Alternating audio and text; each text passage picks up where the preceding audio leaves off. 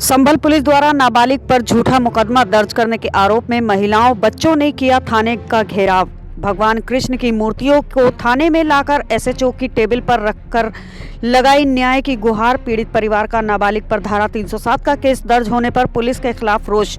पीड़ित परिवार का आरोप है पुलिस ने झूठा मुकदमा दर्ज कर मांग रही है पीड़ित परिवार से रंगदारी लगाया आरोप। मामला जनपद संभल के चंदौसी कोतवाली का है, जब दिनांक 22 दिसंबर 2021 को देर रात कुछ व्यक्तियों ने गोली मार दी और वो गोली लगने से घायल हो गया। उसी प्रकरण में पुलिस ने शहर के नामी मेंथा व्यापारी के बेटे का नाम भी बिना जांच किए उसी मुकदमे में 307 की गंभीर धारा में दर्ज कर लिया। सबको मालूम है कि ये इंटेंशनली आपके द्वारा लिखाई गई गलतफहमी आप बिल्कुल। चलिए वो हम दूर करते हैं। गलतफहमी आप दूसरा 2 दिन तक कोई तहरीर नहीं ली गई और उसके बाद आपने उससे कहा कि तहरीर लिखो। मैं देखता हूँ कि उनका मुकदमे सारी हाईकोर्ट तक जमानत और पहले दिन केवल एक ही का नाम था। अरे जमानत ही ना होगी, हम तो लड़ेंगे साहब, फाइट तो लड़ेंगे, हाई कोर्ट सुप्रीम कोर्ट ऊपर अपने बच्चे के लिए तो माता पिता कहाँ तक। अरे हम तो गिरफ्तारी देने आए हैं, हमें भी गिरफ्तार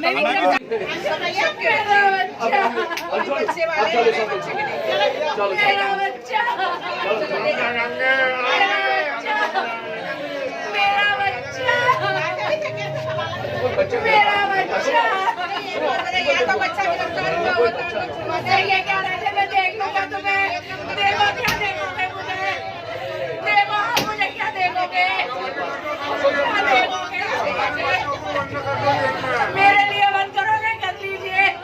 मैं आई हूँ अपने लिए गिरफ्तार होने। डॉली साइन करो, डॉली डॉली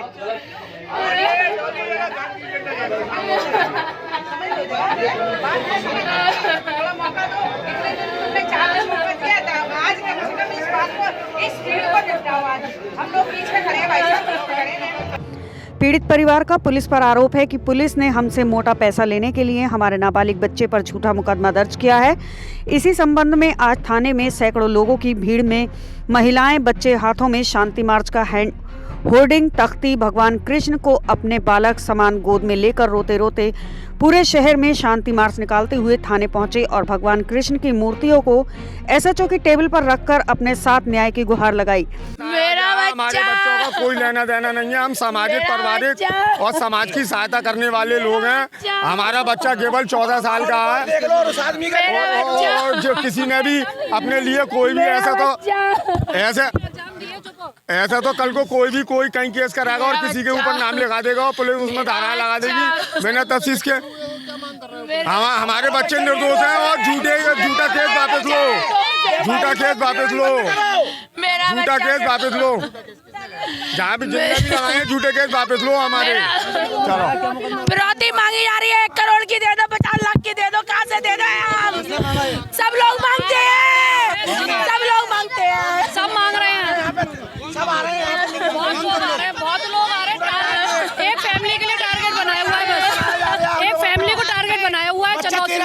14 साल का है और घर पे बच्चे को जबरदस्ती झूठे मुकदमे में फंसाया गया है। बच्चा हमारा 14 साल का घर में ही था, लेकिन इंटेंशनली उसका नाम जो है वो डाला है, जबरदस्ती डाला है। बोले हम बड़े अच्छे व्यवसायी हैं तो कुछ ना कुछ जो है बोले इन पर मुकदमा डाल के कुछ भी कर सकते हैं। तो बच्चा हमारे बहुत डरे हुए हैं। वो 3 दिन बाद मुकदमा दर्ज हुआ है, सोच समझ के सब प्लानिंग के तहत मुकदमा दर्ज हुआ है कि किन के खिलाफ होना चाहिए। सूर्य गुप्ता टनाटन, जिसका नाम वो 14 साल का नाबालिग बच्चा है, जिसका नाम जबरदस्ती उसमें और घुसेड़ा है। और बच्चे तो सभी नाबालिग हैं। हमारा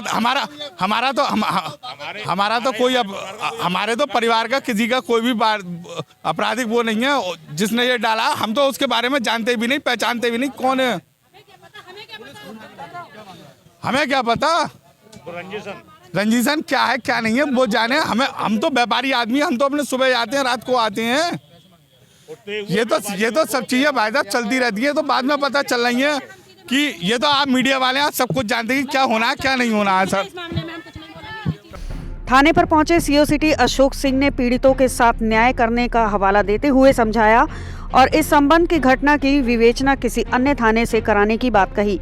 21/12/21 को एक मुकदमा की तहरीर आई थी जो क्राइम नंबर 584 पे अंकित की गई, जिसमें धारा 34, 307, 323, 504, 506 अंकित की गई और जिसमें 3 लोगों के खिलाफ नेम्ड FIR थी।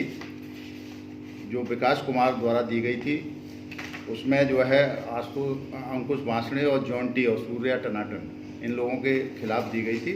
अब ये लोग कह रहे थे कि हम लोग निर्दोष हैं, निष्पक्ष जांच का आश्वासन दिया, वो संतुष्ट होकर अपने वापस घर चले गए। सर विवेचना भी हस्तांतरित की जा रही है, सब कुछ ऐसा अगर वो चाहेंगे तो विवेचना को जहाँ भी चाहेंगे वहाँ हस्तांतरित हो जाएगी।